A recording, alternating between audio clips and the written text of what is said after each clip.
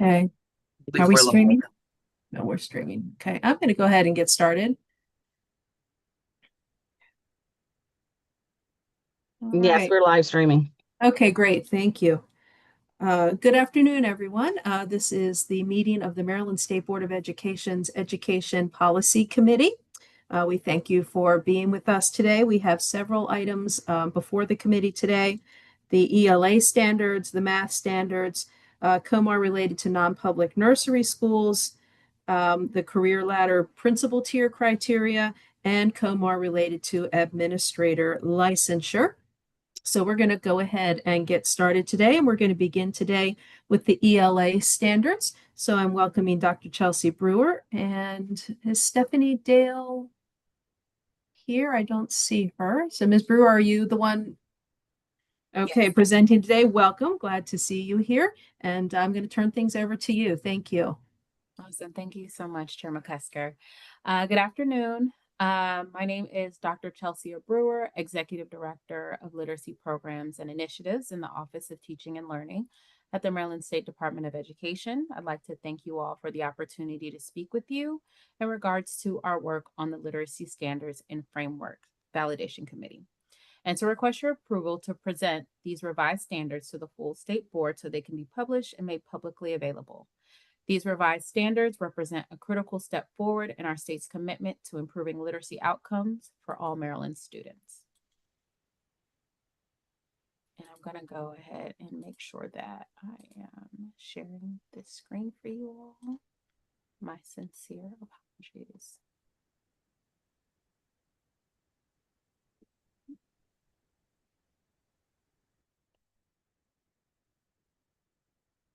Let's go ahead and get started with this. To set the stage, let's start with the brief history. In 2009, governors and state education leaders collaborated on the Common Core Standards Initiative to establish a clear, consistent framework for what students should learn in English language arts and mathematics. Over 40 states, including Maryland, adopted those standards. In 2013, these standards were refined into the College and Career Readiness Standards, with a focus on ensuring students leave school prepared for post-secondary education and the workforce. Over time, states including Maryland have adjusted, clarified, and strengthened those standards based on new research, educator feedback, and evolving needs in classrooms.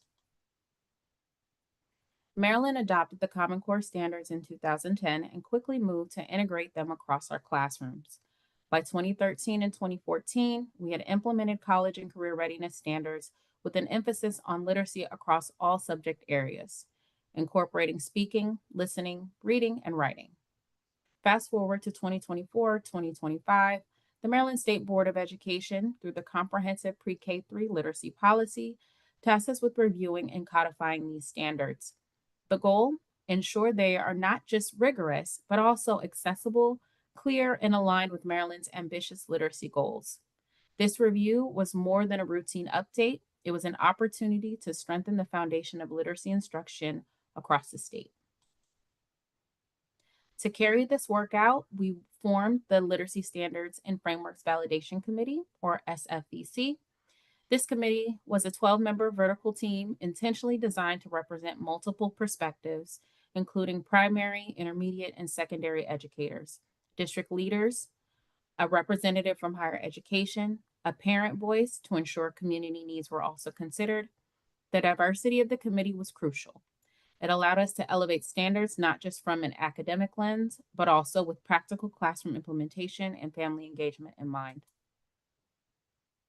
The committee selection and onboarding began in April and May of 2024.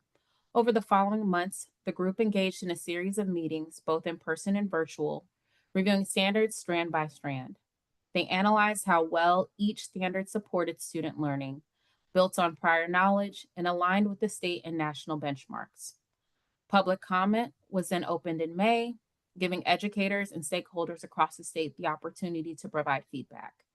We carefully reviewed and incorporated those comments to strengthen the final product you will see summarized today. The committee worked through three primary objectives: ease of use, clarity, and validity. Ease of use: how do we make these standards user-friendly for teachers, leaders, and families? We wanted to simplify navigation and ensure all supporting resources are integrated and accessible. Clarity. How do we make sure each standard is clear, measurable, and written in language that educators can immediately translate into instruction? Validity. How do we verify that these standards reflect Maryland's expectations for college and career readiness, align with the science of reading, and comply with both state policy and the board's recommendations? These objectives anchored every decision made during the revision process. I'd like to highlight some of the accomplishments that came out of this work. Ease of use, we created a streamlined structure that combines multiple standards and frameworks, resources into cohesive documents. Educators will now have a single reference point rather than searching across documents. We also developed a one-page at-a-glance guide that outlines K-12 literacy and ELA standards, including literacy expectations in social studies, science, and technical subjects. In regard to clarity, we refined progression documents so that educators can clearly see how skills build from one grade level to the next, ensuring logical and developmentally appropriate learning progressions. With validity, each standard was cross-checked against national expectations and evidence statements. And we ensured that educators will make sure that students will receive mastery against these standards when they are measured. These updates provide educators with clear guidance and strong tools to support student achievement. One of the most significant enhancements in this revision is the inclusion and alignment of pre-K standards. In partnership with our Early Childhood Office, we carefully reviewed, validated, and clarified the pre-K literacy standards. These standards are now fully aligned with kindergarten expectations and Maryland's early learning standards, ensuring a seamless and developmentally appropriate progression from pre-K through grade 12. This alignment means that from a child's very first year in school, there is now a clear, consistent roadmap of literacy expectations. Teachers and families can see how foundational skills build and connect all the way through the later grades. With this work complete, we now have a comprehensive set of standards, pre-K through grade 12, that reflect our state's commitment to rigorous evidence-based literacy instruction. And again, to conclude, our final refinements: streamlining and removing redundancy in the knowledge and skills section, providing a clear visual cue where standards increase in rigor, validating foundational skills in alignment with the science of reading research. And in closing, these revised standards represent a significant step toward our statewide goal of dramatically improving literacy outcomes. They're clearer, easier to use, and better aligned with our strategic plan and the blueprint for Maryland's future. Tonight, we respectfully request the committee's approval to move these revised Maryland ELA standards forward for presentation to the full State Board of Education and to publish them for public access. Thank you for your time, your commitment to Maryland students, and your support of this work. And I am happy to answer any questions that you all may have. Thank you very much for that presentation. If you could please pull down the slides so I can see if anyone has questions or comments. Thank you so much. Are there any members of the committee who have questions or comments? Dr. Lewis? First of all, thank you for the hard work. This is looking really good. And believe it or not, my question is on one of the footnotes. So there were not page numbers, so it's sort of tricky for me to describe where this is, but I'm in the section of reading foundation skills, grade K, and it's after there's a sample page. There's 4 asterisks, and this is how it reads, and this is found several places in the document. The essential skills and knowledge for phonics and word knowledge outlined below represents the scope of skills to be covered from pre-K through grade 5. An LEA specific curriculum or program may cover these skills in a different order than what is presented here. Ensure that all skills listed are mastered at some point across the grade levels in order to support student success. Little red flags went off in my head because I was thinking about grade level assessments. And if a jurisdiction has the ability to sort of move things around, and I do like that flexibility, but how can we ensure that the student is taught what they need to do for each particular grade level assessment that may come down the road? Absolutely. That's a great question. I think it really aligns to the science of reading and ensuring things are systematic and structured. And we know that curriculums are built differently. There may be different scopes and sequences of how phonics is aligned or developed or shared. It's not always the same letter sequence that's taught. And so I think that flexibility for us was built in to acknowledge the differences in curriculum. However, our goal as a branch is to ensure that our work with the HQIM branch really develops a list to acknowledge the programs that support and align to the standards. And so we did want to acknowledge the differences in curriculum. However, the expectation should still be there. And so we have had conversations regarding developing guidance and support documents to accompany the standards. And so that can definitely be a space where we have a broader conversation regarding those remarks. Yeah, if I could follow up, because since it's sort of high stakes around the third grade level, I want to ensure that the things that they need to meet that rigorous standard that we put in place, regardless of the flexibility, are presented to the students so all students have a fair shot. That's what I'm. Absolutely. And our hope is that people are using this as a comprehensive guide, that they're not pulling apart standards and picking and choosing which ones, but identifying that the expectation is that all students are meeting these expectations. We did have a conversation with our early childhood office, and there was some flexibility a little bit lower in those standards. And that just came from conversations of understanding that children are coming into that space in kindergarten from different programs, and that not every program has a specific curriculum that aligns to this. And some students just developmentally aren't necessarily at that point at the beginning of kinder. And so during our conversations with early childhood, we did acknowledge that there is space and it is developmentally appropriate with some of those lower targets further down on the document where it would be appropriate coming into kinder where that isn't necessarily met yet. Okay. Anyone else with questions or comments? Oh, Ms. Chang. Yeah, thank you. I do have one question. I know this standard and the framework will probably not be brand new for all teachers, but how can we ensure that the teacher gets material they need to apply when they kind of plan their curriculum and daily exercise with their students? Absolutely. I think as an office, we are intentionally focused on technical assistance around this, not only at the district level, but our professional learning that we will be providing in the spring and in the fall. We do actually have a PL available in the fall to go through the standards with our partners in the LEAs. So it is a current offering that is coming up in the fall that's already prepared to have these conversations. But we also want to provide some additional documents and guidance to ensure that even outside of our professional learning spaces, that leaders and teachers are supported. So means that support kind of like a hotline or something that is set up will be there to support teachers, whoever needs the support. Yes, so we actually have it to where people can request the support. So it's not just a standard, everybody come when we have it. It is, if you need it, you can fill out the professional learning form.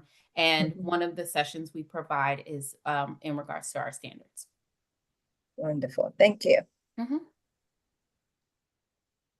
Okay, thank you. Any other questions or comments? Dr. Johnson. Hi, again, thank you so much for all of your hard work. My question really lies with, I'm really always concerned with alignment, aligning curriculum, instruction, and assessment. Will we be providing for schools any type of sample assessments that will be going along with, or how are we going to determine that our students are meeting these standards? One of the things that we've identified in one of our pillars is that, especially in the program of reading, is that by second grade, we're going to know who's having problems and who's not having problems.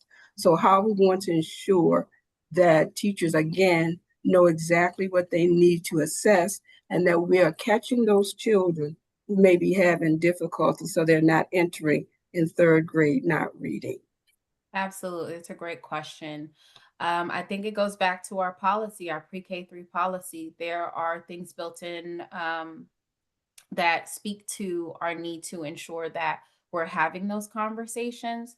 Prime example, we're collecting data on screeners. We're identifying screeners that align to our standards, that meet the science of reading expectations. We're having those conversations with HQIM. We're building those rubrics. We're going through what our LEAs have told us about the curriculum that we're using, and we're giving that feedback.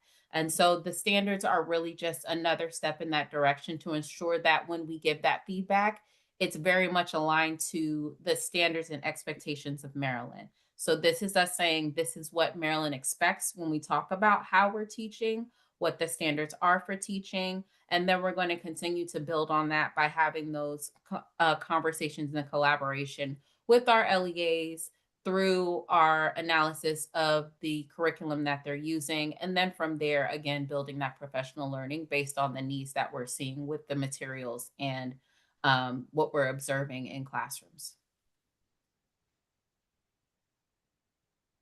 It's really important that we are making sure that the LEAs are using research-based materials and that those materials or however they're creating their curriculum is aligned to what we're doing. Absolutely. Thank you for that question. You're welcome. Thank you, Dr. Johnson. Anyone else? Questions or comments? I would like to thank you in particular for including in the materials for state board members the public comment and the way that that was formatted with this was the comment, this was the action items in the comment, and these are the things that we're going to accept, and and your rationale behind all of that. It was very easy to read and to track through, although it did switch formatting halfway through, which was a little weird. Like it went from portrait to landscape. Yes. And every time I tried to move it, it moved in. But so it was a little challenging on that. But otherwise, but I had one question about that, and I'm pretty sure that this is a non-issue, but I just wanted to clarify. In one of the very first ones where it was something that you had said you were going to change, and it said yes, and then it said completed next to it. And then the whole rest of the document, it said yes, yes, yes, yes, yes, with the occasional no thrown in. But it didn't say completed. But as I look at the materials, it looks like it had all been completed. So is that just something you just kind of stopped putting completed in there, but it has. Yes. So most of those from the June 2025, which you all saw at the previous committee meeting, all of those were yeses and nos. The only additional change was that first box, like you said, which was our work with pre-K and early childhood. So I think we put a yes and completed because we were very excited that we actually got that work done, but it is a yes, but it's also that we now have a whole new subset of standards that we've enhanced since the last time we came to the committee meeting. Okay, so all of that's just a reflection of how the process has been running along. Okay, great. I just wanted to clarify and make sure that my understanding was where it was. So any other questions or comments from members of the board? Okay, then with that, it has been requested that this board or this subcommittee make a recommendation concerning permission to adopt these standards and bring them to the board next time. So I will entertain a motion for us to recommend adoption of these standards to the broader board. I'll make a motion to move forward to present to the board. Moved by Dr. Bolton, seconded by Dr. Lewis. Okay, all in favor of recommending adoption to the broader board, please raise your hand and say aye. Aye. Aye. Aye. This is just members of the committee that vote, Dr. Bell. Sorry, okay. I wasn't clear because it's your first meeting. I'm sorry. No You'll problem. get a chance to vote at the next meeting. Looks Yeah, like- I'm sure I will. Thank you. Well, you'll know my vote. Oh, awesome. Any noes, nays, abstentions? Okay, then we have passed it. We will recommend it unanimously to the board at our meeting in July. Thank you so much to the team that has been working a long time on these standards. It is tough work, and you did a great job. And I'm excited to bring them to the broader board later this month. So thank you, Dr. Brewer. I also want to thank Ms. Brown, who is here today. So thank you very much. And we'll move those on to the broader board, and we'll head to our next thing, which is more standards. We're going to move to our math standards. So I welcome Lindsay Brightful and Robert Richardson for a presentation. And again, Ms. Brown is here as well. So I will turn it over to you for our math standards. Thank you. Good afternoon or early evening, board members. It's a pleasure to be here with you again today. And as Ms. McCusker mentioned, I'm here with my wonderful math team, and we're excited to present our revised math standards. So I'm going to ask a team member, Stacy, to share slides, and we'll go ahead and get started. For anyone who I haven't met, I see a new board member. I'm Lindsay Brightful, Director of Mathematics in the Office of Teaching and Learning Instructional Programs at MSDE. And you can go to the next slide, Stacy.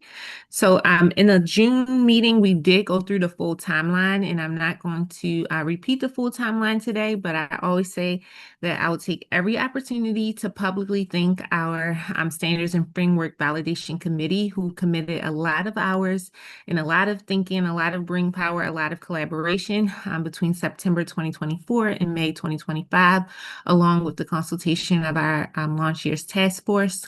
And so definitely a group of dedicated individuals to math and to students in Maryland. So appreciate them. Today, we're going to just focus on reviewing the high level shifts, talk a little bit about a few updates we made since the last time, and then really review how we move forward after adoption. Okay. So in addition to our committee and the task force, it was also important to us to engage with stakeholders throughout the process.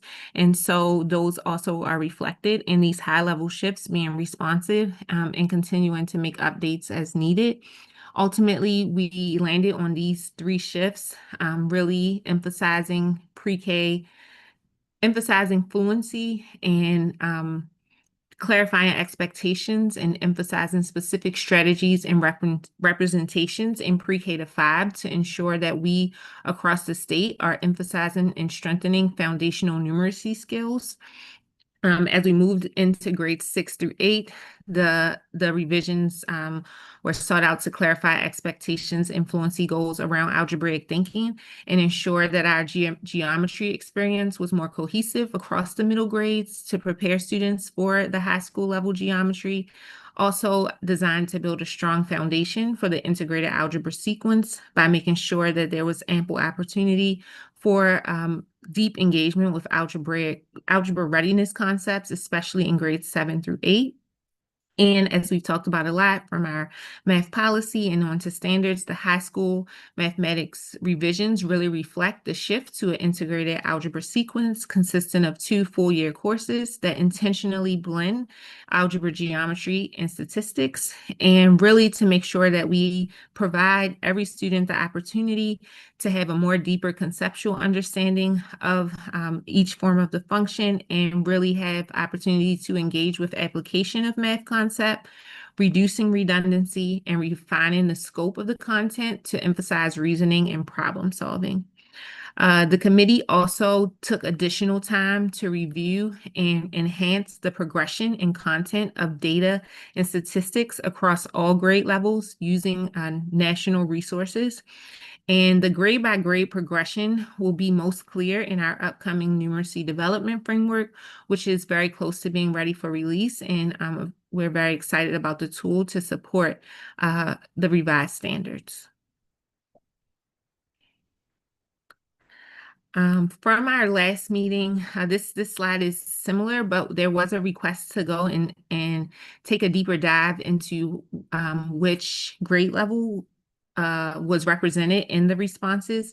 And so I did want to share, this isn't just for support, but overall, we were only able to decide based on the comments because it's not a question we asked, but based on the comments provided, 25% of respondees were had an elementary related comment, 7% middle school comment, 32% high school comment, and then 36% included comments related to elementary and secondary standards.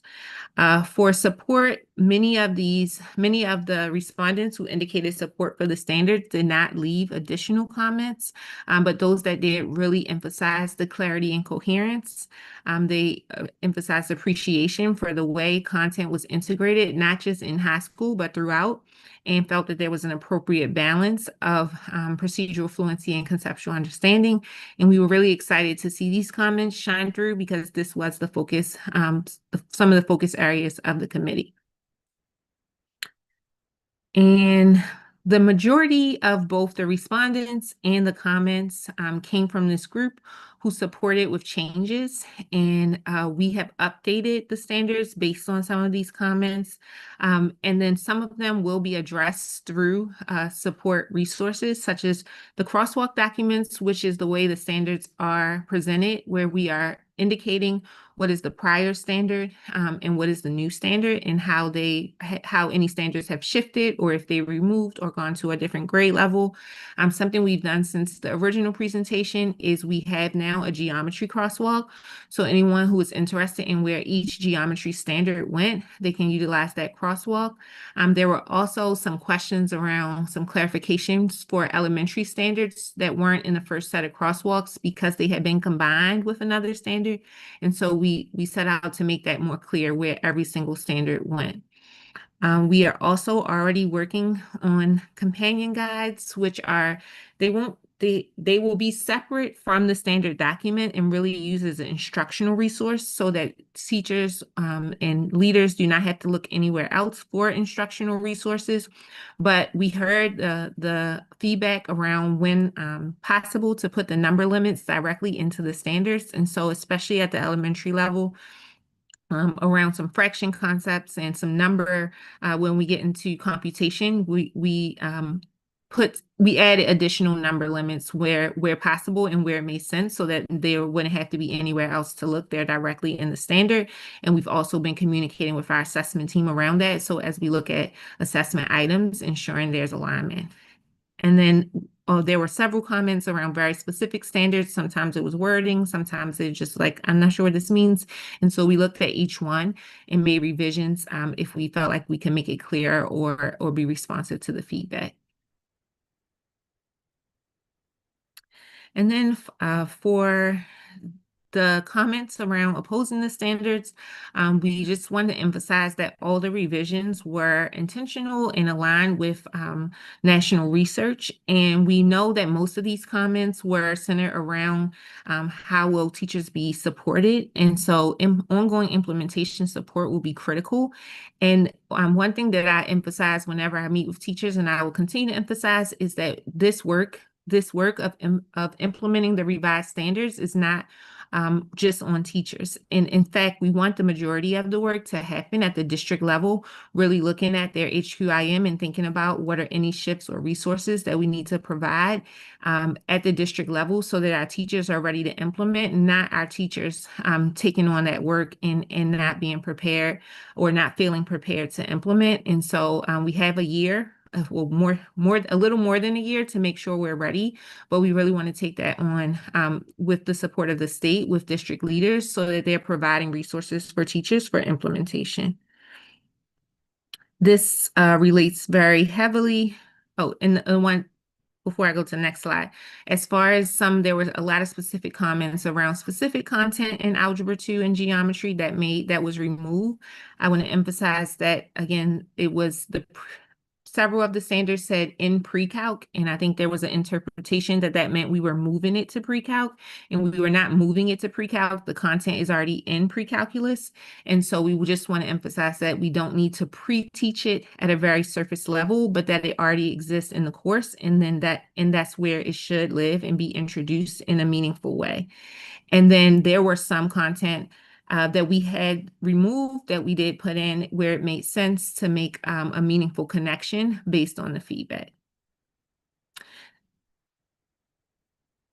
And I think I've already mentioned many of these structures in the previous slides, but just want to highlight them and knowing, I think the comment just came out with the literacy presentation, that really implementation and support for adoption will be that critical phase. We have also already began professional learning to support understanding of the shifts in the standards. We have a virtual session next week with over 200 participants registered. And this session will be available over the fall from the state. And we also already have plans in place to train leaders in every LEA so that they're also prepared to facilitate the professional learning in multiple modalities. We are also very close, as I mentioned, to the final stage of the numeracy development framework. And so we look forward to releasing that and having another way to see the standards across in the progression across grade bands. And we're excited to adopt these standards so that we can move forward and convene a standards framework and validation committee for secondary math pathways. And so we know that then there will be alignment from our students entering pre-K all the way through their full high school experience.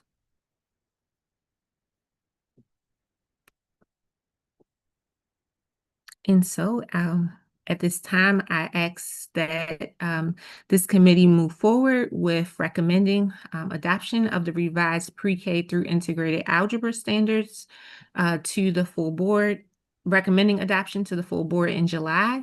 And I will open the floor to any questions. I do want to thank you all again for your time and your commitment and support. Thank you very much for the presentation and for what I know has been a lot of work by you and the team, and being very responsive to a lot of different comments, because, you know, it was a big shift and a lot of people weren't sure how that shift was going to happen. So I really appreciate how responsive you were to all the different comments and questions. Do we have any questions or comments from members of the committee? Dr. Lewis. Sorry, I can't help myself. First of all, thank you. I thought the crosswalk documents were extremely helpful, so thank you very much for that. And I was really happy to read about the companion guides as well, that it would have problem types, number limits, etc., which I saw a lot of the comments asking for that. There was a note, and one, it would have made sense if I would have said which document it was on. It was in page 6, and I have it under Algebra 1 and 2. But there's a note that MSDE will provide instructional resources. There was also a note about high quality instructional materials. So are the instructional resources that you're talking about the companion guides, or is there something in addition to that? Yes, so for this, it should be us supporting development of instructional resources. And I had to look through our pages 6 to see the exact language. Yeah. For the integrated algebra courses, because that is something that is new and will be a big shift, we do want to provide more instructional resources beyond the companion guides to support initial implementation. We are, as we all know, a locally controlled state. It is not curriculum, it is not instructional materials, but it will be additional support as we make the shift as a state to ensure alignment and ensure the resources are available for a smooth implementation. And we do expect and already have lots of interest of curriculum vendors who will update for LEAs to adopt their updated, but we want to make sure that we have enough out there and that we work directly to have the resources available for initial implementation in 27-28. Thank you. You're welcome. Thank you. Dr. Michael? Thank you. My first question you just answered, which is, while this isn't curriculum per se, this will shape curriculum. We know that this will have significant impacts on the curriculum being offered, particularly in the high school sequence. And so just anxious to learn more about that process. And while it's a local decision, you know, it is reliant upon in some ways, our partners with in the publishers and other vendors to be supporting. So thank you. And I know we'll be anxious to hear more about how that's coming. And so that was that. And just a comment, I have had colleagues the opportunity to talk nationally about our work in mathematics, and we really are leading the nation as we think about what standards look like. And I must say that I feel really good from a reform perspective that our work is starting with the standards. When we think about realigning instruction, this is where the change ought to start. And so if we expect to truly see changes in mathematics teaching and learning, that does start at the instructional core. And so this really is, it is vanguard work nationally in rethinking what standards look like in a post-Common Core world. So just want to just acknowledge Dr. Smith, Dr. Brown, Ms. Brightful, and the whole team for their efforts. And it's just a privilege to be able to know that you all are leading this work in our organization. So thank you. Thank you. We appreciate that and all of your support and feedback. And we are aligned in hearing a lot of national buzz, a lot of daily emails, a lot of invitations to come and talk and learn from us and from other states. So we're really excited about that and the opportunities to come, and most importantly, what it means for students and their math experiences and outcomes. Others? Ms. Chang? Yes, thank you. It's a great job and a lot of hours and brain cells put in the document. And I like it. It has very kind of concrete examples and some blocks that even kind of tie to, why do you need to learn this? When you say tall, how tall is tall? how small is narrow? Or, that kind of incorporated into people's daily life that they really can apply. That's how I see, that would definitely get a lot of buy-ins for the standard and the framework. And I would like to see more of those kind of like articulars are kind of embedded in more of those boxes besides the example of what is the manipulation of the formula or the problem solving, but also tied to why or how you can apply it to anybody's daily life. I think that will get more parents kind of buy-in and support their students together. I think we can do it like Dr. Michael mentioned. Yeah, we draw a lot of attention, and I think we're already doing it toward that direction. And yeah, we're doing good. Thank you. Thank you. Thank you. And I think a lot of what you're mentioning will be evident in the companion guides. And we're always balancing how much to put in the standard to make sure it's enough, make sure everyone can access it. But we're also working on a full rollout of resources for families, and we're excited about that. And some of the language in the standards, we really tried to make it as community friendly as possible, but some of it does get technical, especially at the secondary level. But we will stand by ensuring that the companion guides are accessible and have language that everyone can understand, as well as examples and non-examples of how we don't want to teach or how, give little tricks and tips so that we're all on the same page and can really think about that modeling and reasoning and application piece. So I think we're very aligned in that. Any other questions or comments? All right, it has been requested of this committee today that we recommend adoption to the full board at the July meeting. So I will entertain a motion related to that. So moved. Moved by Dr. Johnson. Do I have a second? Mr. Paul? All in favor of recommending adoption of the new math standards to the broader board at the July meeting, please raise your hand and say aye. Aye. Okay, opposed? Abstained? Then we will recommend unanimously to the board at the July meeting. Thank you, everybody, very much for all the hard work. I know this has been a big one, and it's exciting to see us leading the way in what math is going to look like across the nation. So thank you very much, and we will move on to our next item. Excellent work, everyone. So we're going to call on Sarah Neville Morgan on a COMAR 13A.15 non-public nursery schools. And I will turn it over to you, Ms. Morgan. Thanks so much. And I'm actually bringing Jenna Smith in. Thank you. So Jenna. Good afternoon, everyone. We are here to request permission to publish COMAR 13A.15 educational programs in non-public nursery schools for family child care providers. As brief background, these regulations have been in front of this committee before.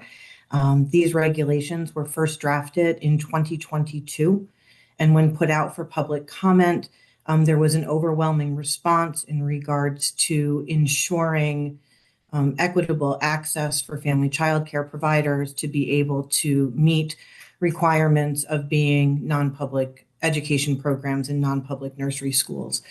The background for the purpose of this regulation was to be able to support our family child care providers in their participation of Blueprint publicly funded pre-kindergarten slots. When these regulations were put out to public, there was, again, a large amount of concern and particularly from the Administrative, Executive, and Legislative Review Committee, which then put a pause on putting these regulations in place.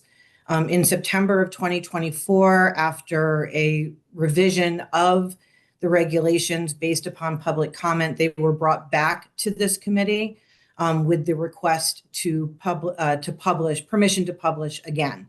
The regulations were published in December of 2024 and received comments in January of 2025. And again, with the direction of the state board, as well as with our stakeholders, we felt that it was important to once again pause and review the public comments. There were 24 of them that focused specifically on staffing requirements and where the educational program could actually happen within a family child care home.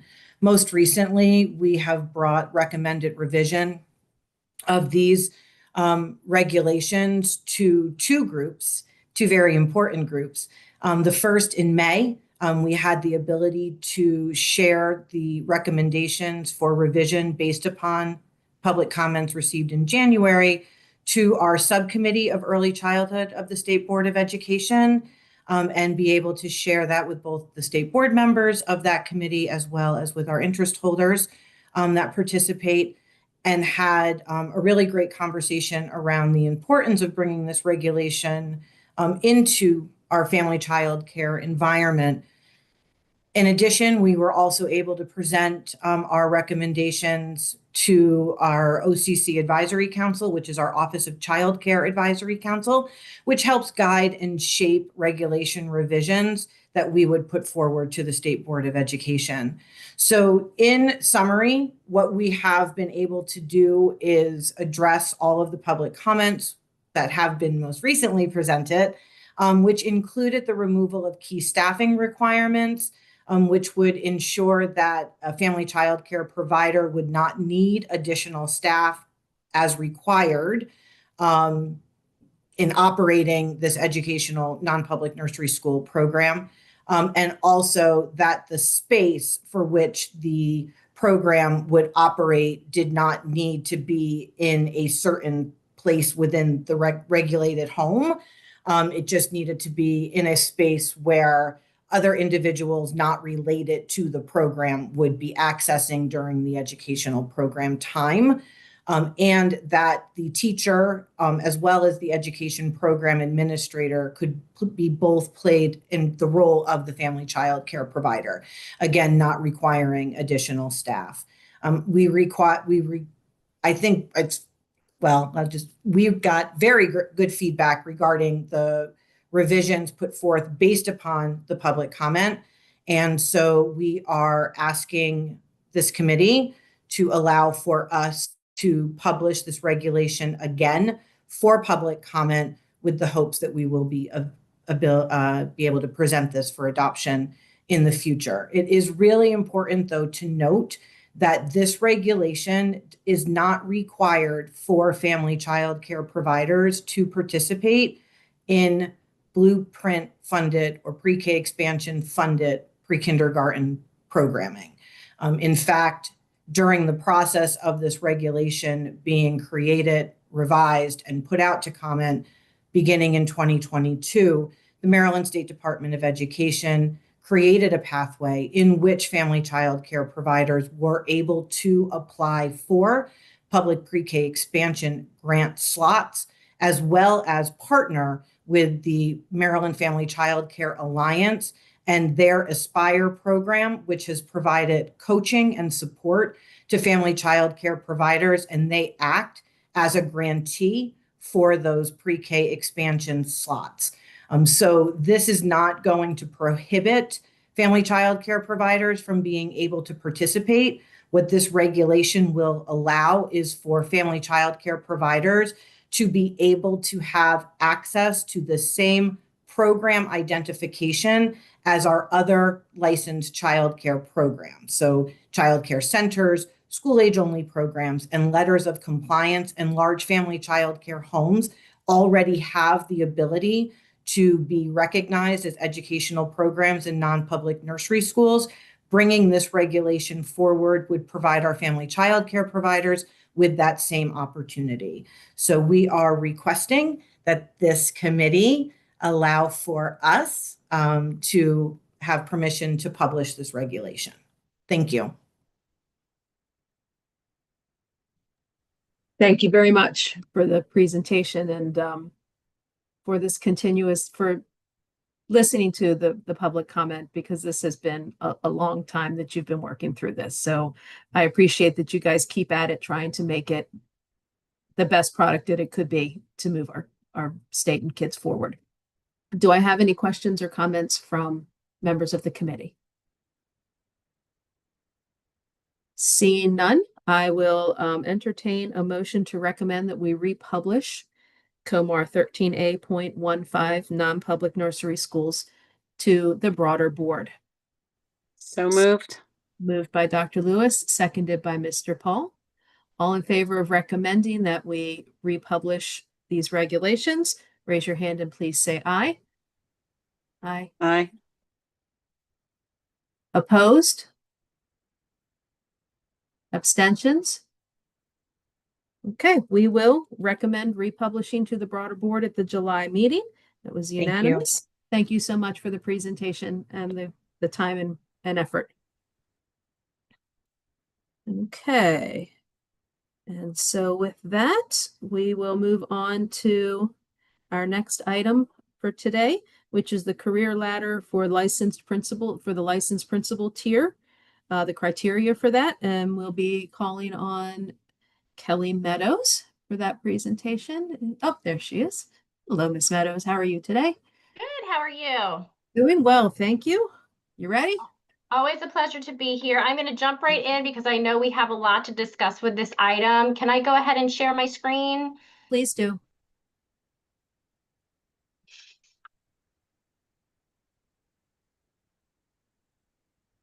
And are you able to see that? Yes, ma'am. Okay. What happens when I move it over here? Because I want to be able to see you. That's not going to work, is it? Can you still see it? I can still see it. Oh, excellent. Awesome. Okay. So let's go ahead and get started. Today, I plan on reviewing the statutory requirements associated with what we're discussing today, which is the licensed principal tier of the career ladder. I'm going to talk to you a little bit about a statewide work group that convened to do this work, stakeholder consultation that was provided to the MSDE for this purpose, and then our final policy recommendations, which you're also going to find in the policy document that is a part of your packet. So jumping into the statutory requirements, the career ladder, as you all know, does have 4 levels. And today we are talking specifically about the level 4, which is divided into 2 tracks. We call those the teacher leadership track and the administrator track. And for today's policy, we are solely focused on that administrator track and specifically focused on what you see on the screen here as B1, licensed principal. So the state board is responsible in Maryland law for establishing the criteria to move to the licensed principal tier of level 4 of the career ladder. And what the law says is that the state board must include criteria that the individual hold a national board certificate beginning July 1st, 2029. And that the state board must also develop a process to waive that NBC credential for individuals who meet all of the other criteria. And then finally, the law does require the Professional Standards and Teacher Education Board to weigh in and provide input on the criteria and waiver process. So all of that is in Maryland statute. As you also know, we are required to consult with the Accountability and Implementation Board regarding any type of regulation or policy that has to do with the career ladder. So we've also sought consultation with that board. So taking a look at the statewide work group, this robust work group, you can see all of the organizations that were represented in this work group here on the screen, including Dr. Johnson did represent the State Board of Education. We met a total of 8 times over the course of May through October in 2024, because the board did have quite a bit of work to do. There were 3 distinct objectives for this board. The first was to develop recommendations for the requirements for administrator licensure. The second objective was to recommend the criteria, and that's really the crux of what we're talking about today, the criteria that an individual must meet to move to that licensed principal tier of the career ladder for educators. And then the third objective was to recommend a process and the conditions by which an individual could receive a waiver for that national board certificate to move into that licensed principal tier. So I'm just going to take a second to pause here and talk about the difference between administrator licensure and the licensed principal tier of the career ladder, because they are easily conflated. We have another agenda item today, I believe it follows this one, where we're talking about the Code of Maryland regulations that are the administrator licensure requirements. And they are one criterion that you're going to see today as part of the criteria to move to that licensed principal tier. We purposefully kept these distinct because in Maryland, we license administrators who do not work in local education agencies and who are not working for employers that have a career ladder for educators. So it was very important to us that we did not embed the criteria to serve as a principal in a local education agency that's implementing a career ladder into the licensure requirements. So taking a look at the recommendations from the statewide work group, on the left-hand side, we see the criteria itself to move to the licensed principal tier. And then on the right-hand side, we see those waiver conditions. Now, I will tell you in general, and Dr. Johnson, please keep me honest, but I will tell you in general that the work group over the course of the meeting did decide and talk at length about sticking to the statutory requirements for this licensed principal tier and allowing our local education agencies to retain control over how they determine an individual is ready to take on the additional responsibilities associated with that specific position. They acknowledged that districts have different needs, schools have different needs, and so we're not going to get at, in a statewide policy, the differentiation and the flexibility that locals need to make a good choice when choosing a principal for their district. So that was definitely a theme of the discussions. I will also share with you in complete transparency that the group really struggled with the requirement beginning July 1st, 2029, that a principal must hold an NBC. But at the end of the day, that is the law as currently written, and the work group was dedicated to really looking at what waiver conditions would be appropriate. So starting with the criteria, the first criteria that the work group is recommending is that the individual meet the administrator licensure requirements, which is already a regulatory requirement to serve as a principal. The second recommendation is that they must be qualified to first serve on level 3 of the career ladder. So again, thinking back to that graphic that I just showed you, level 3 is comprised of both an MBCT, a National Board Certified Teacher, or an individual with a master's degree if they cannot get an MBC because there is no MBC for them. For example, a world language teacher that teaches Mandarin. There's no NBC credential available to that person. And then also the assistant principal sits on level 3. So both a National Board Certified Teacher and an assistant principal are on level 3 of the career ladder. The work group is recommending that an individual qualify for one of those positions prior to being able to step into that principalship. The third recommendation, again, is going back to that local control. So local education agencies should determine and have the ability to determine that the individual is ready to take on that additional responsibilities required by that specific position. The fourth recommendation is straight out of the Maryland statute, which requires an effective evaluation in order to advance up any level of the career ladder. And then the final recommendation outside of holding that NBC is completion of a principal induction program. This is the only requirement that the work group recommended that is not a requirement in the law. They did feel strongly that a principal induction program is critical, but also acknowledged that unless the State Board of Education and MSDE do more to standardize the principal induction program, that it may not be as beneficial as they would like it to be. So those are the criteria. And then we move to the waiver. And again, this is specifically the waiver conditions to waive the NBC. It does not waive any of the other criteria. It just waives that credential.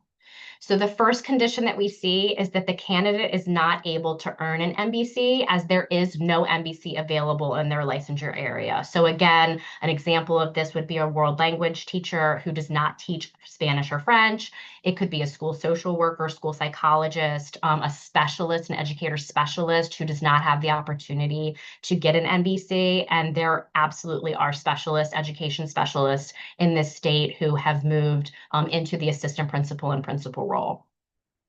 The second condition for a waiver is that the list of qualified candidates for that principal position does not include an MBCT, and that would be due to the limited MBCTs in that particular district.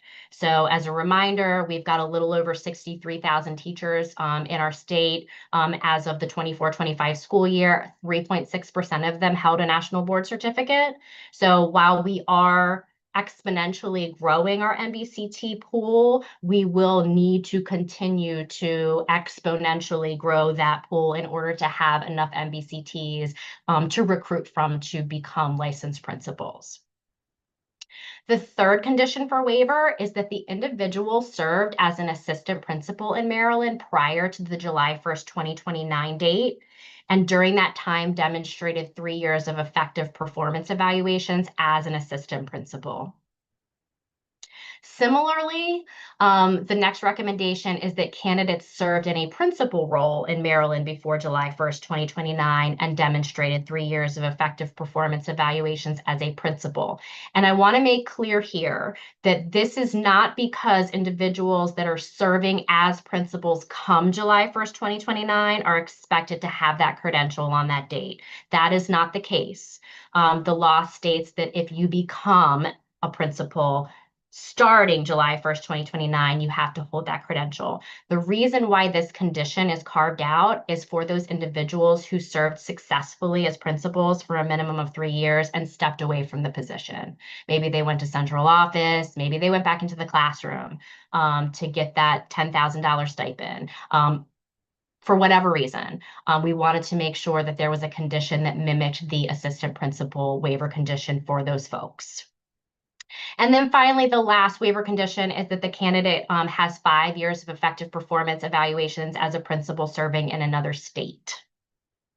So that is a summary of the recommendations that the statewide work group published. And then our next step was to take those recommendations to the Professional Standards and Teacher Education Board to get their feedback. And there is a memo in your packet from the chair of the Professional Standards and Teacher Education Board. I've summarized their feedback here. So their first piece of feedback is regarding teacher evaluations. As I shared, it is in the law that in order to move to any level of the career ladder to advance, you do have to provide an effective evaluation in the preceding year. So they did have a lot of discussion about, like, do we need to consider standardizing teacher evaluations across the state to provide stronger guardrails. But we're also acknowledged that we do need to provide local education agencies the autonomy to customize those evaluations based on their local needs. So it was just something that they wanted the state board and MSDE to consider. The second bullet is also something that they'd like both entities to consider. And this is in regards to, we haven't talked about this yet, but the law does require the LEAs to develop a process by which candidates are recommended to the local superintendent from a group of existing teacher leaders, other licensed principals, and what are called distinguished principals. And that is outlined in statute.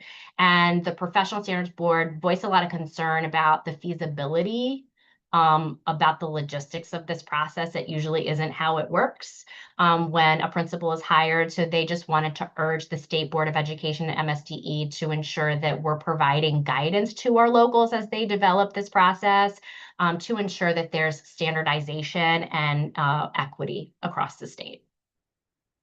The third piece of feedback they provided, is that they acknowledge that requiring new principal induction is critical. They did feel strongly about that. They support that.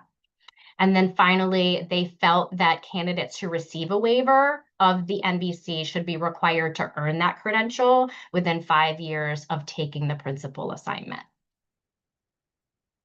Next, we turn to the AIB's feedback. And again, you do have a memo in your packet from the AIB. It's a May memo, and I have summarized it here. Their first point is to consider additional evidence outside of the performance evaluation to measure a candidate's capacity to serve as an instructional leader. So want the board to consider having more criteria outside of the evaluation that the statewide work group recommended. The second piece of feedback is that the state board should consider how LEAs will ensure that candidates are being trained and prepared to serve as licensed principals.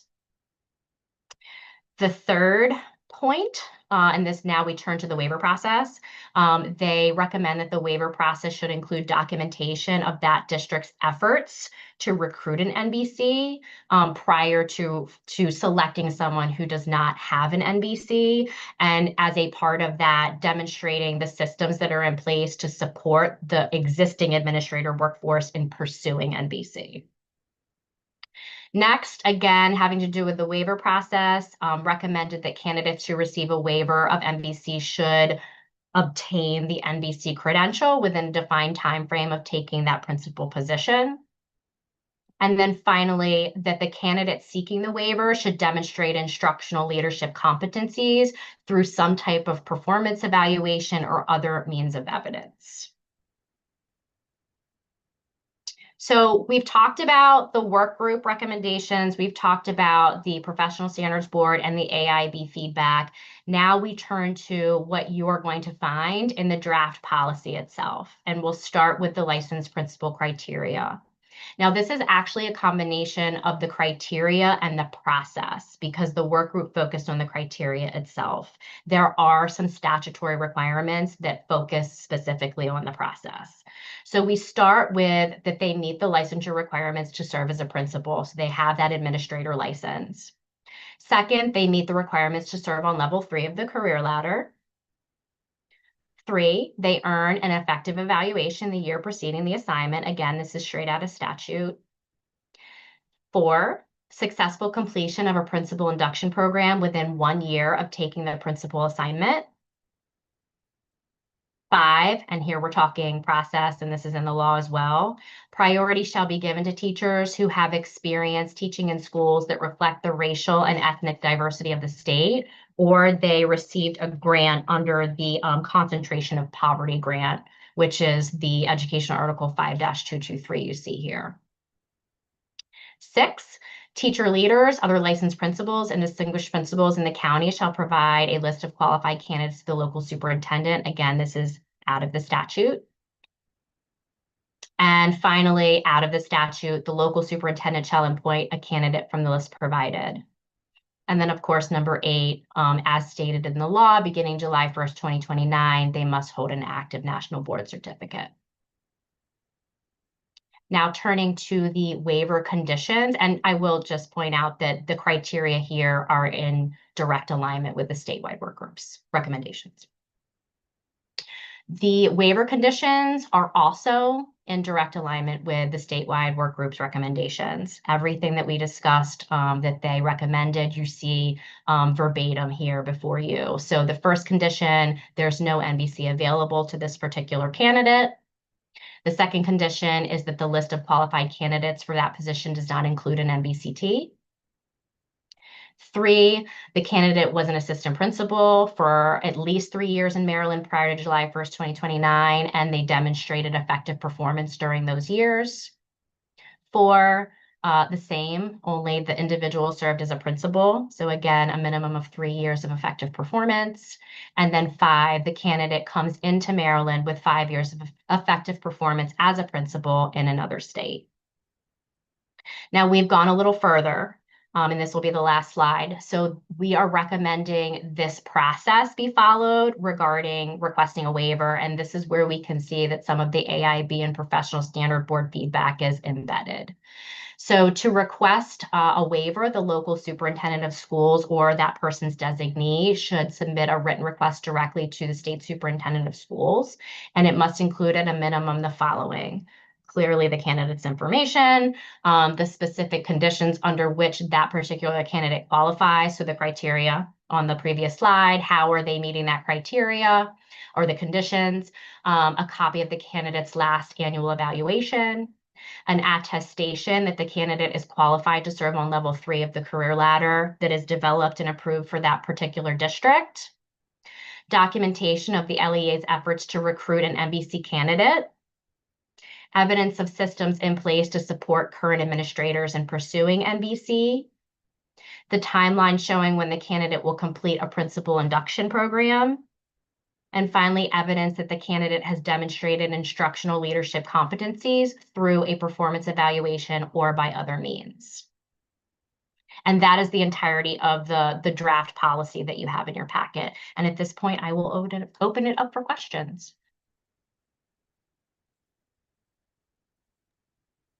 Thank you very much for that thorough presentation.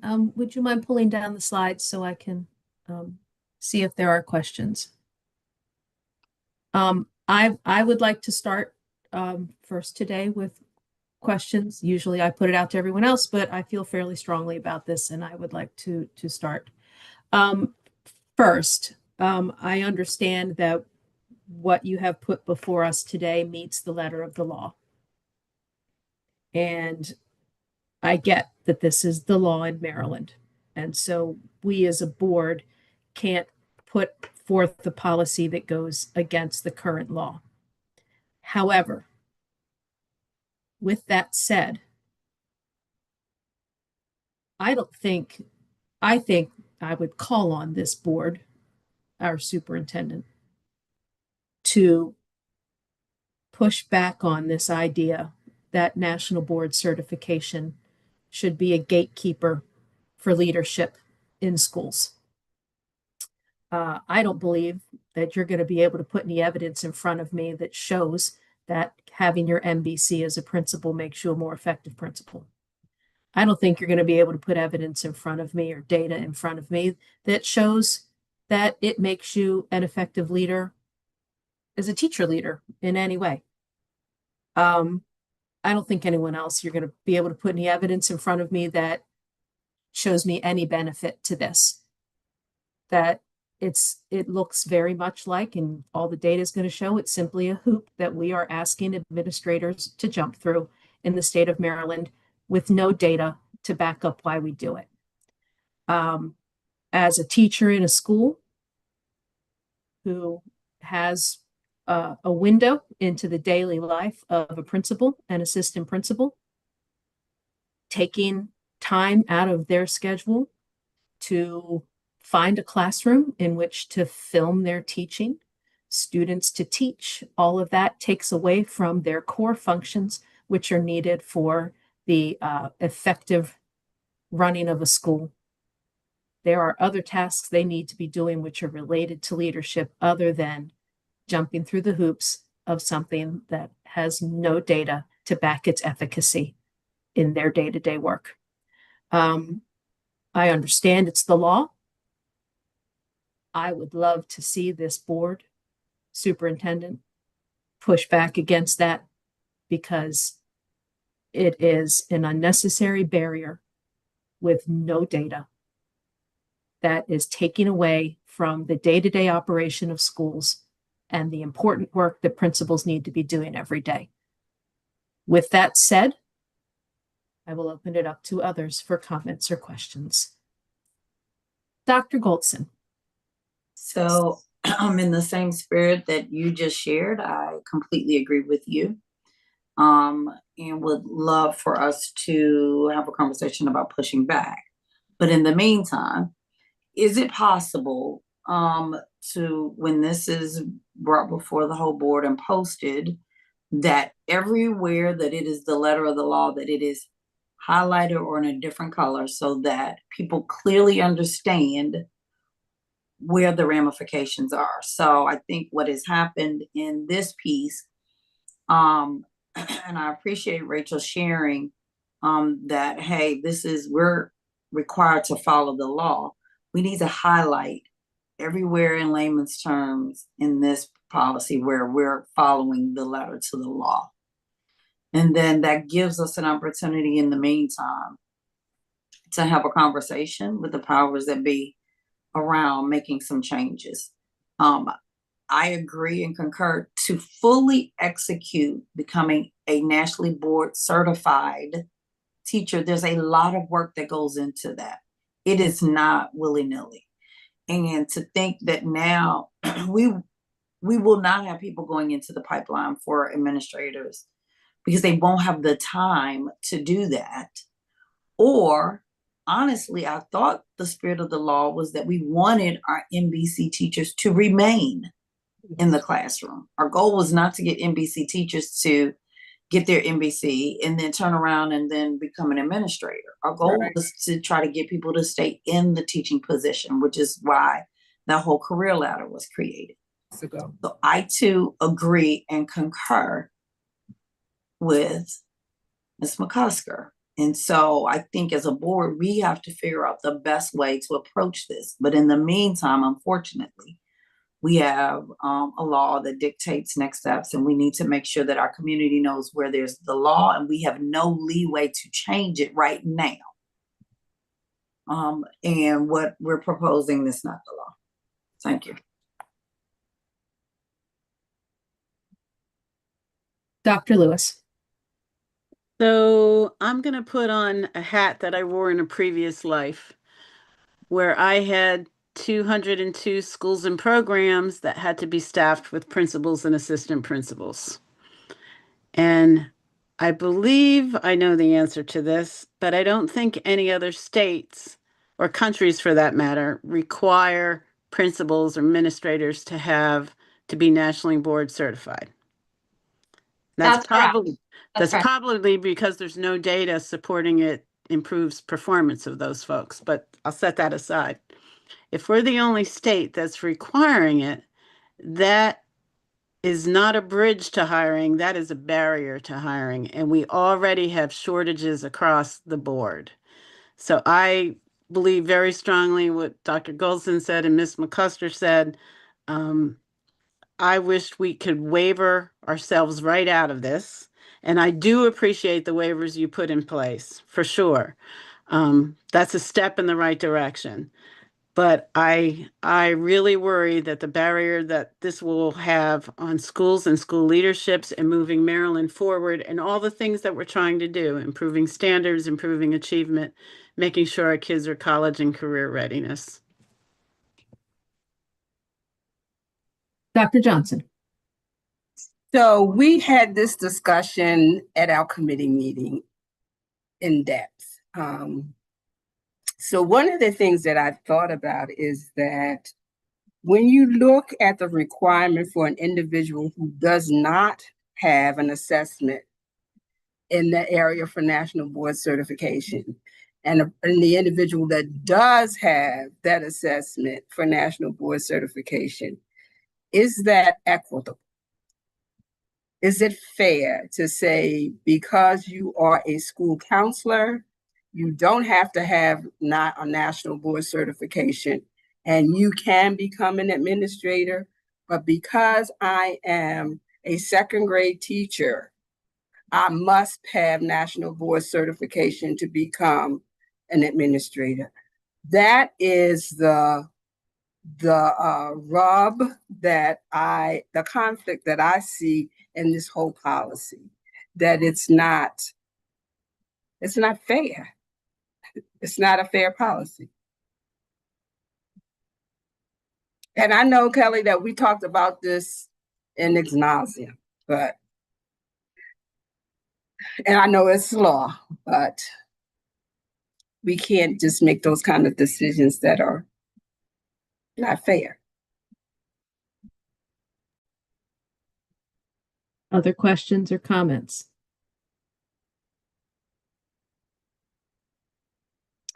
Okay. Given that this is the law, and we are required to have a policy, I will entertain a motion for us to recommend adoption of this policy under the law. And I will entertain that motion. Can I ask a question? Absolutely. So if we make a recommendation to adopt the policy, can we make a recommendation to adopt the policy with a possibility of amendment? Is that possible? Well, you certainly can do that by Robert's rules. However, the policy is subject to the law. And if they're I'm sorry to interrupt, Rachel. It's okay. So if we make amendments that go against the law, I don't see how we can do that. And someone may need to, good. Ms. White, you're here. Can you please jump in on this? Sure, just to clarify. So part of passing regulations is that it's required that the AG's office reviews them for legal sufficiency. And so if there was a regulation proposed that was directly in conflict with the law, it would not be approved for legal sufficiency. So that is part of the process before it can move forward for public comment. Okay, I'm trying to do in the spirit that Dr. Johnson just brought up. If there are any changes or amendments to this policy, they would need to be done here from this committee, Dr. Johnson, because we're the ones that when we present it to the board, the larger board, that we're saying that what we're presenting, we all agree to. So I wouldn't recommend that you move it forward without putting the amendments in now. Dr. Lewis? I just think we're going to open up Pandora's box by moving it forward without the amendments now. Is there a specific timeline by which we have to move this forward? Great question. No, however, we know that the local education agencies are going to be required to provide their level 4 administrator track career ladder plans to the AIB in the next submission in July of 2026. And I would imagine they're already bargaining. So it's imperative that we provide them information as soon as possible so they have the information they need in order to collectively bargain with the administrators union. Can I ask a question of whomever thinks they can answer it? If we recommend this because it follows the letter of the law and they're going to need it for negotiations, and we know that the only process by which to change it is to work with the legislative powers in the state, can we separately have a separate motion by someone on the committee to charge our legislative committee or something like that with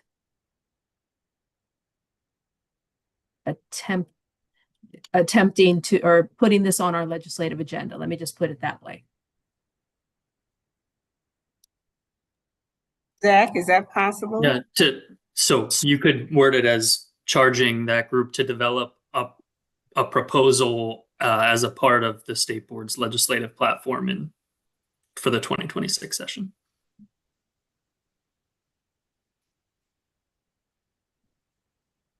Okay. Dr. Michael put. And then I'm sorry. Yes, Dr. Michael, your hand. I'm sorry. I missed it. I always miss those. My preference, look, we have, talked about this, one-on-one, and this has come up in past. My preference at this, a close working relationship with the AIB. This is a departure from where the blueprint law exists. I am hearing you loud and clear, and I think what I'd recommend that we do is, really go back to the table with AIB with this feedback, and allow us to work. They have a process for legislative changes that they make to the legislature each year. I know we have a process. I think as with most things, to the extent that we can be on the same page with the AIB, I think that makes sense. So I'd like for us to be able to have some more conversations on this. So by having more conversations, do you mean not passing recommendations today and trying to do more revision to this?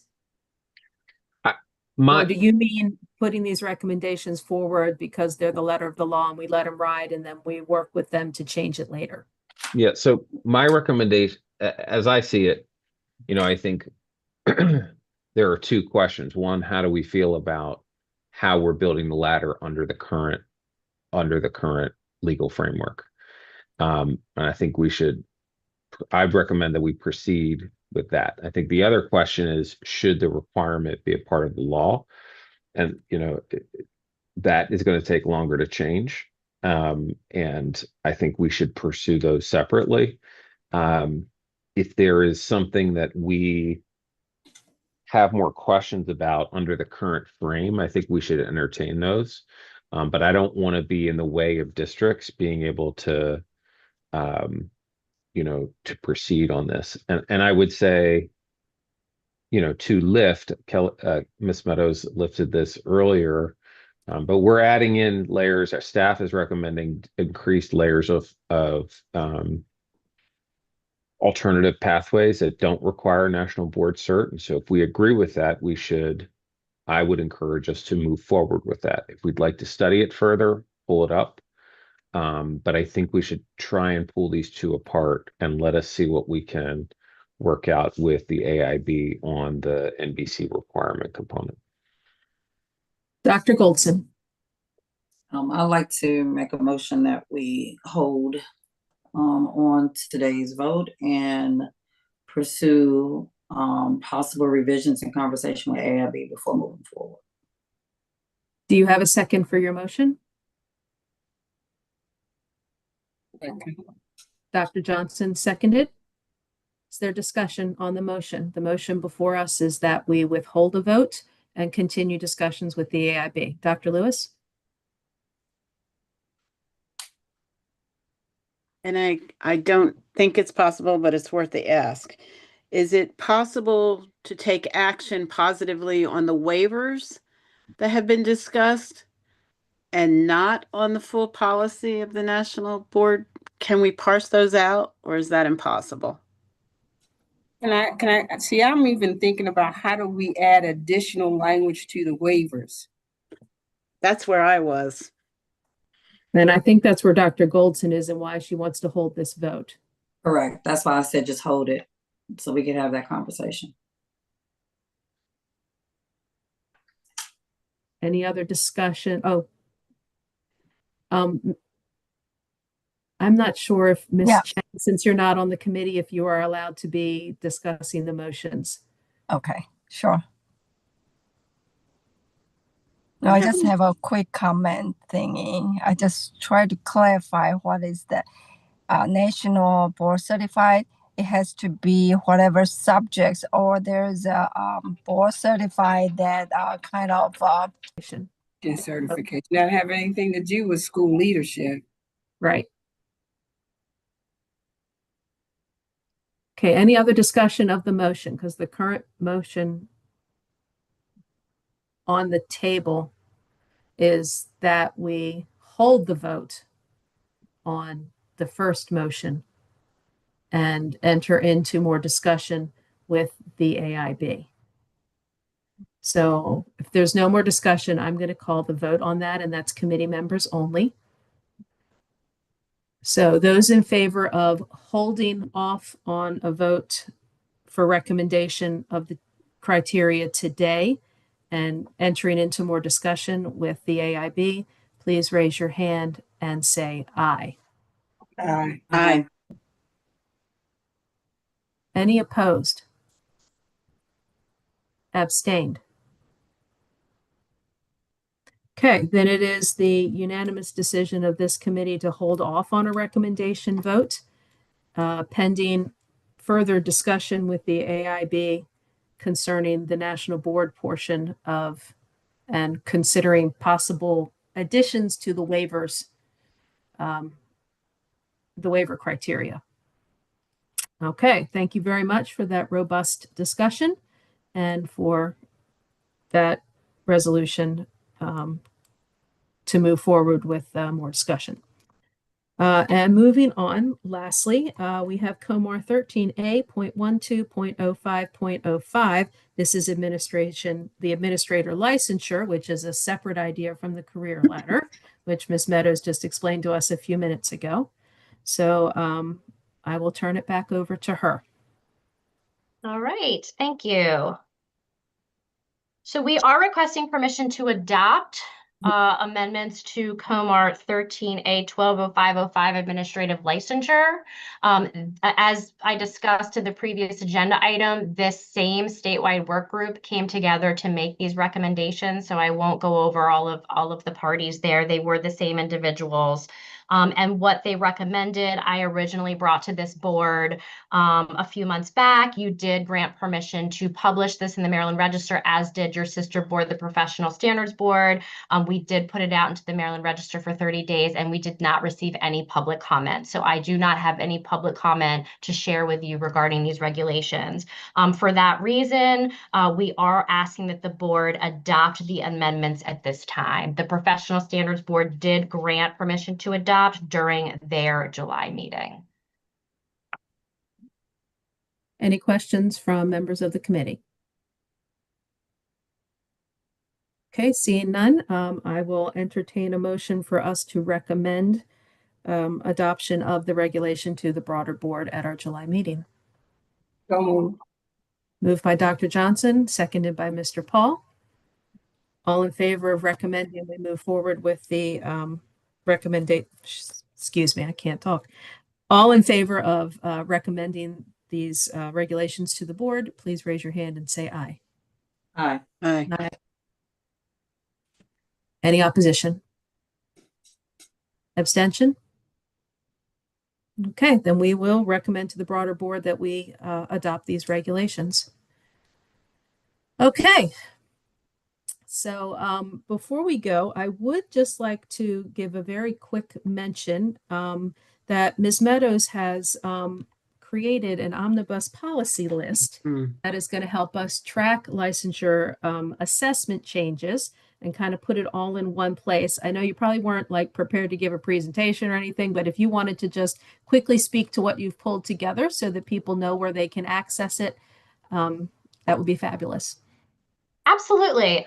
So it's my understanding that this policy will now, this document that you're referring to will live on the state board webpage where your other policies are located. We do still have a licensure website that goes over all of the assessment requirements, but this is more of a resource where everything's in one place. It describes exactly what's required of our in-state candidates as opposed to our out-of-state licensure candidates.